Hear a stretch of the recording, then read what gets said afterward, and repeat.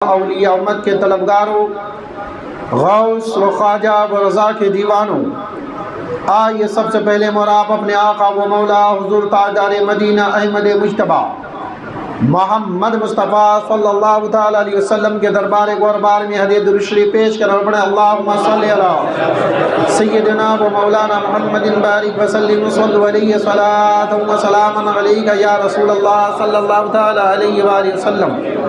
نبی اور آل نبی پر ایک مرتبہ اور بآواز بلند درود پاک اللہم صلی علی سیدنا و مولانا محمد بارک وسلم وصلوا علیہ صلاۃ و سلام علیک یا رسول اللہ صلی اللہ تعالیٰ علیہ وآلہ وسلم۔ اے طائر لاہوتی، اے طائر لاہوتی، اس رزق سے موت اچھی جس رزق سے آتی ہو پرواز میں کوتاہی۔ آج ساری دنیا میں، بالخصوص ہمارے ہندوستان میں اور بالخصوص ہمارے مسلمان بھائیوں میں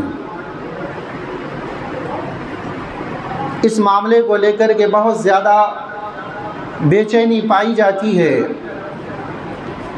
کہ ہمارے پاس روزگار نہیں ہے۔ یہ چیز ہونا بھی چاہیے۔ آپ کے پاس، ہمارے پاس، ہم مسلمانوں کے پاس اس ضمن میں ہماری شریعت ہماری اور آپ کی کیا رہنمائی کرتی ہے۔ اللہ جل شانہ قرآن مقدس میں ارشاد فرماتا ہے واللہ یرزق من یشاء بغیر حساب، اللہ بغیر حساب و کتاب کے رزق عطا فرماتا ہے۔ اس سے اندازہ لگایا جا سکتا ہے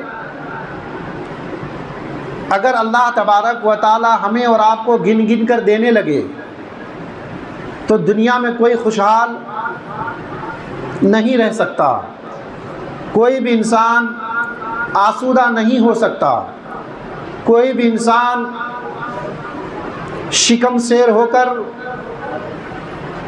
پیٹ نہیں بھر سکتا۔ اللہ تبارک و تعالیٰ نے جہاں پر رزق دینے کی بات کی ہے وہاں پر کسی بھی مذہب و ملت، کسی بھی دین و دھرم کی بات نہیں کی ہے۔ اس کا مطلب یہ ہوا کہ جو محنت و مشقت کرے گا اسے اللہ تبارک و تعالیٰ رزق عطا فرمائے گا۔ اب جب اللہ تبارک و تعالیٰ کافر و مشرک ان لوگوں کو بھی بے حساب رزق دیتا ہے، دے سکتا ہے، ہم اور آپ اللہ تبارک و تعالیٰ پر ایمان رکھتے ہیں، گو کہ ہم مسلمان ہیں، تو جب ہم اللہ تبارک و تعالیٰ پر ایمان رکھتے ہیں تو کیا اللہ تبارک و تعالیٰ ہماری محنت کے حساب سے ہمیں روزی عطا نہیں فرمائے گا؟ جبکہ اللہ تبارک و تعالیٰ نے قرآن مقدس میں بہت جگہ ارشاد فرمایا ہے اللہ تبارک و تعالیٰ کسی پر ایک ذرے برابر بھی ظلم نہیں فرماتا۔ اب کوئی شخص کسی کے یہاں مزدوری کرتا ہے، وہ اگر آپ کو 300 روپے بول کر بلاوے اور 250 روپے دے، اس کا مطلب ہے کہ وہ مالک آپ پر ظلم کر رہا ہے۔ کوئی آپ کو 20,000 تنخواہ بول کر کام پر رکھے، آپ کو 15,000 دے، اس کا مطلب وہ آپ پر ظلم کر رہا ہے۔ تو جب انسان اپنی بولی پر قائم نہ رہے تو وہ ظلم کہلائے گا۔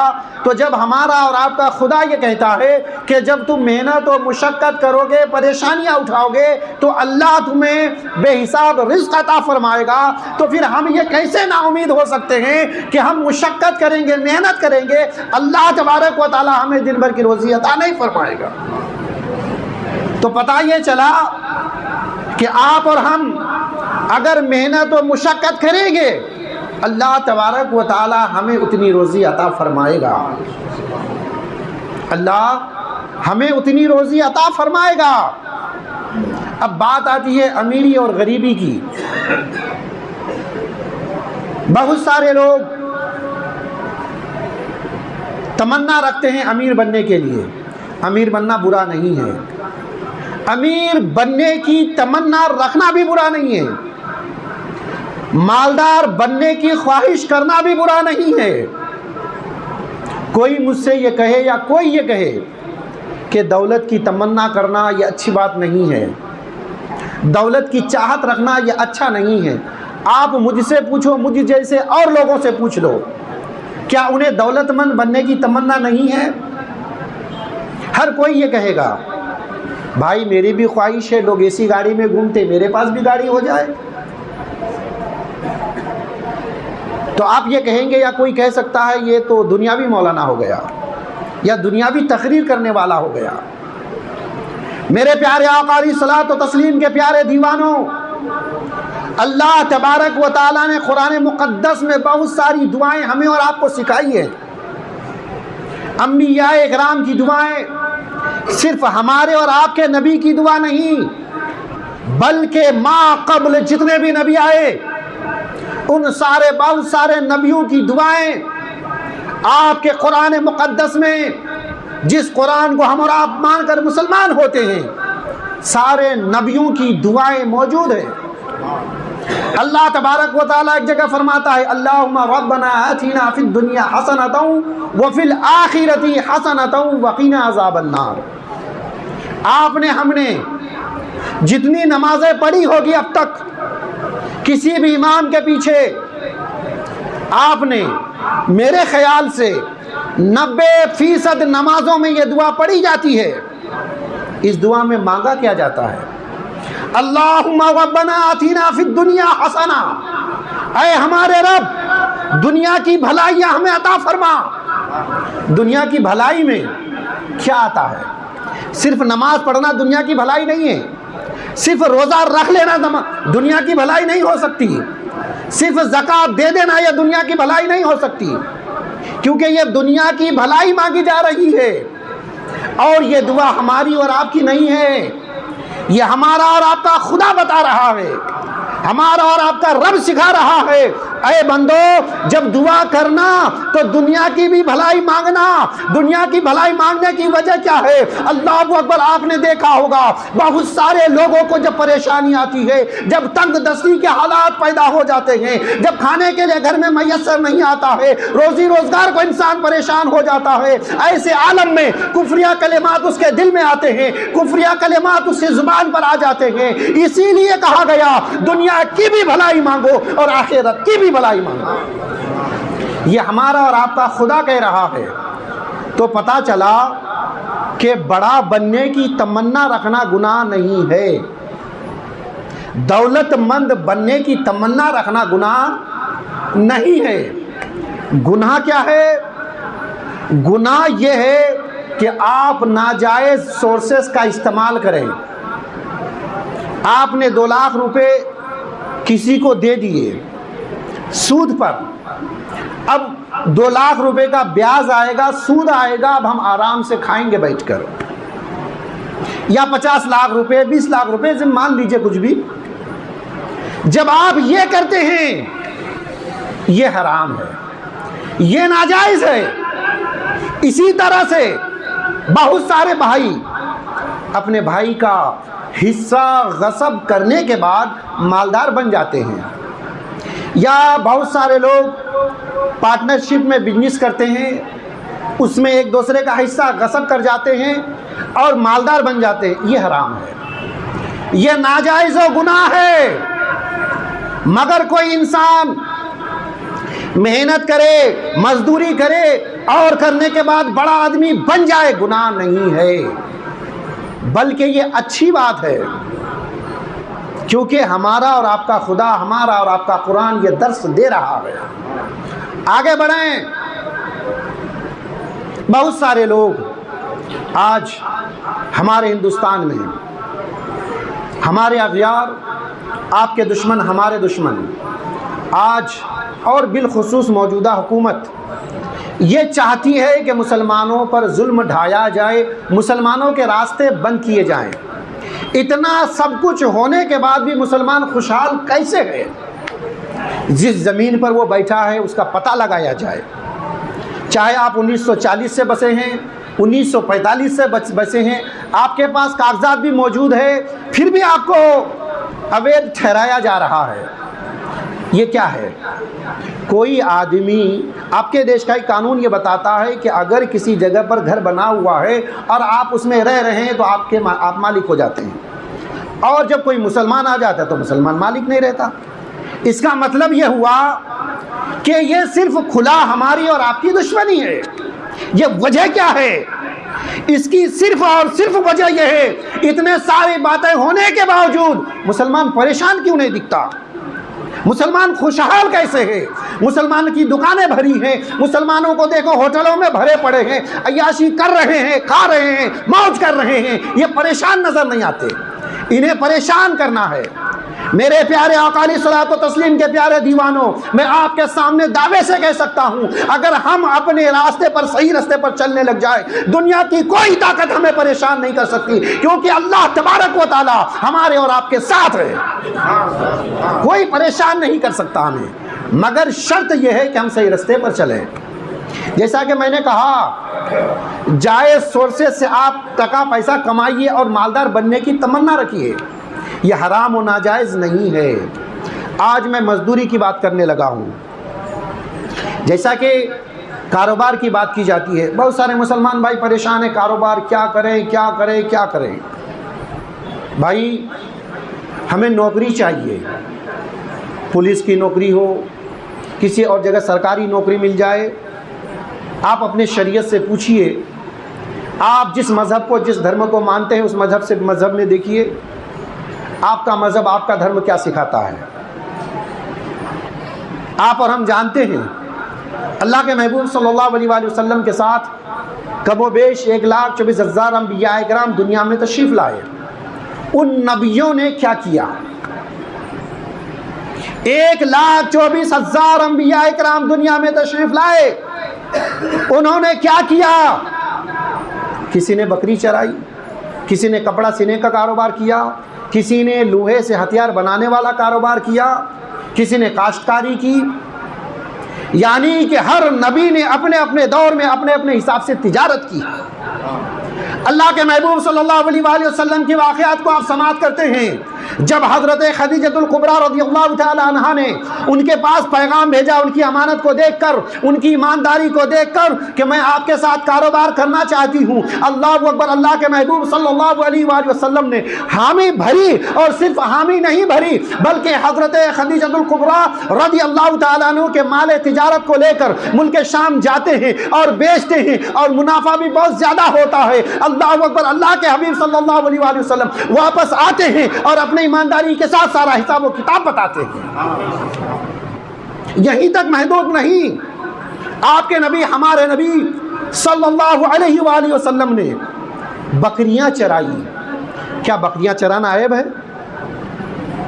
کیا چوراہے پر کھڑے ہو کر اپنے کپڑے کو بیچنا عیب ہے؟ حضرت ابوبکر صدیق رضی اللہ تعالیٰ عنہ کپڑے کے تھان کو اپنے پیٹھ پر لیتے اور بازار جاتے اور فروخت فرماتے۔ سبحان اللہ۔ افضل الخلق بعد الانبیاء بالتحقیق، اللہ کے رسول کے بعد اگر کوئی شخصیت سب سے اچھی ہے، سب سے اچھا انسان ہے، وہ حضرت ابوبکر صدیق ہے۔ سبحان اللہ۔ اور وہ اپنے پیٹھ پر کپڑے کی گٹھی کو اٹھا کر بازار میں بیچنے جاتے تھے۔ تو کیا آپ کا اور ہمارا مذہب یہ کہہ سکتا ہے کہ کوئی بندہ اگر سرے بازار کپڑا فروخت کرتا ہے تو وہ ذلیل ہے؟ ذلیل ہونا کس کو کہتے ہیں؟ آپ چوری کرتے ہیں، یہ ذلیل ہے، یہ غلط ہے۔ کسی کا غصب کرتے ہیں، یہ گناہ ہے۔ کسی کا چھینتے ہیں، ڈاکہ زنی کرتے ہیں، یہ غلط ہے۔ آپ حضور غریب نواز کو جانتے ہیں، ہم ان کو مانتے ہیں۔ حضور غریب نواز کیا کرتے تھے؟ کاشتکاری کیا کرتے تھے۔ جب خراسان میں تھے، اپنے ملک میں تھے، تو وہ انگور کی کھیتی کرتے اور اپنے باغیچے کو پانی سے سیراب کرتے تھے۔ حضرت مخدوم اشرف جہانگیر سمنانی رضی اللہ تعالیٰ عنہ وہ بادشاہ کے بیٹے تھے، اور خود بادشاہت بھی انہیں مل چکی تھی، مگر اللہ کی طرف سے حکم آیا کہ دین کی تبلیغ کرنا ہے، ہندوستان جاؤ۔ بادشاہت کو ٹھوکر ماری انہوں نے. کیوں بھائی؟ دین کی تبلیغ کے لیے نہ ہمیں بادشاہت کو ٹھوکر مارنی ہے، نہ باپ کی دولت کو ٹھکرانا ہے، نہ وراثت میں جو جگہ زمین ہمیں ملے گی اس کو ٹھکرانا ہے. کرنا کیا ہے؟ صرف صحیح رستے پر چلنا ہے. یہی شریعت آپ سے کہتی ہے. آپ اگر یہی کریں گے انشاءاللہ تبارک و تعالی، چاہے وہ موجودہ حکومت ہو، چاہے وقت کا قارون آ جائے یا وقت کا فرعون آ جائے، مسلمانوں کو اپنی جگہ سے نہیں ہلا سکتا. شرط یہ ہے کہ آپ صحیح رستے پر چلیے. اللہ کے محبوب صلی اللہ علیہ وآلہ وسلم کی بارگاہ میں ایک صحابی رسول آئے، تنگ دستی کی شکایت کرنے لگے. حضور میں پریشان ہوں، غریب ہوں، اور میرے گھر میں برکت بھی نہیں ہے، میرے گھر میں کمانے کے لیے کچھ نہیں ہے. اللہ کے رسول صلی اللہ علیہ وآلہ وسلم نے دریافت فرمایا، پوچھا کچھ ہے گھر میں؟ کچھ تو ہوگا گھر میں. وہ صحابی کہتے ہیں حضور کچھ بھی نہیں ہے. اللہ کے رسول نے پوچھا کچھ تو ہوگا. اس صحابی نے عرض کی حضور ایک کمبل ہے. اللہ کے رسول صلی اللہ علیہ وآلہ وسلم نے ارشاد فرمایا اس کمبل کو لے آؤ. کمبل لایا گیا. اللہ کے رسول صلی اللہ علیہ وآلہ وسلم نے بولی لگائی. کسی صحابی نے 1 دینار کہا، کسی نے 2 دینار کہا، کسی نے 3 دینار کہا. اتنے دینار میں وہ کمبل فروخت کر دیا گیا. اللہ کے رسول صلی اللہ علیہ وآلہ وسلم نے اسے دینار دیے اور فرمایا کہ تم 1 دینار سے گھر کا سامان خرید لو، 1 دینار سے اپنی ضروریت کی چیزیں خرید لو، اور 1 دینار سے ایک کلہاڑا خرید کر لاؤ. وہ شخص بازار گیا، اپنی ضروریات کی جو چیزیں تھیں اس نے خریدی اور خرید کر حضور کی بارگاہ میں آ گیا. اللہ کے رسول صلی اللہ علیہ وآلہ وسلم نے اپنے دستے نبوت سے، نبوت والے ہاتھ سے اس کلہاڑے میں ڈنڈا لگایا، لکڑی لگایا جسے مراب کہتے ہیں. قربان جائیں اس نبی پر جن کے اشارے سے چاند ٹکڑے ہو جائے، جن کے اشارے سے سورج پلٹ آئے، جو گزریں تو پتھروں سے الصلاۃ والسلام علیکہ کی آوازیں آئیں. وہ نبی اپنے ہاتھ سے کلاڑے میں ڈنڈا لگا کر دیتے ہیں اور فرماتے ہیں مجھے 15 دن تک تم نظر نہیں آنا، اور 15 دن تک تمہارا یہ کام ہے بازار میں جانا، پہلے جنگل میں جانا، لکڑیاں توڑنا، اور لکڑیاں توڑ کر لانا بازار میں بیچنا، اور بیچ کر جو منافع ہوگا رکھنا، پھر اس کے بعد چلے جانا جنگلوں میں لکڑیاں توڑنا، اور پھر ویسے ہی کرتے رہنا. 15 دنوں کے بعد میرے پاس آنا. وہ صحابی رسول جاتے ہیں جنگلوں میں، اپنا معمول بنا لیا انہوں نے. جب 15 دن کا عرصہ گزرا، اچھا منافع انہوں نے کمایا. اللہ کے رسول صلی اللہ علیہ وآلہ وسلم کی بارگاہ میں آئے اور آ کر ہدیہ پیش کرتے ہیں. اللہ اکبر. کیا کہتے ہیں؟ فداک ابی و امی، میرے ماں باپ آپ پر قربان یا رسول اللہ صلی اللہ تعالی علیہ وآلہ وسلم. آپ نے جو راستہ بتایا تھا، آپ نے جو طریقہ بتایا تھا، میں محنت کرنے لگا ہوں، میں مشقت کرنے لگا ہوں. اللہ تبارک و تعالیٰ نے میرے کاروبار میں اتنی برکت عطا فرما دی ہے، گھر والوں کو بھی کھلا رہا ہوں اور خود بھی سیراب ہو رہا ہوں، پھر بھی میرے گھر میں بچت ہو رہی ہے. یہ ہے محنت، مزدوری، مشقت کرنے کا فائدہ. میرے پیارے آقا علیہ الصلوۃ والتسلیم کے پیارے دیوانوں، بہت سارے بھائی مزدوری کرتے ہیں، مشقت کرتے ہیں، سوچتے ہیں کہ دولت والا بن جاؤں. شارٹ کٹ مت استعمال کیجیے، شارٹ کٹ کا طریقہ مت اختیار کیجیے. مزدوری کرتے ہیں، محنت کرتے ہیں، گھر بار چل رہا ہے. اللہ کے محبوب صلی اللہ علیہ وآلہ وسلم ارشاد فرماتے ہیں جب کوئی بندہ جائز طریقے سے پیسہ کماتا ہے، جائز طریقے سے پیسہ کما کر اپنے گھر والوں کی پرورش کر رہا ہے، اللہ اکبر، اللہ تبارک و تعالیٰ اس کمائے میں اسے صدقے کا ثواب عطا فرما دیتا ہے.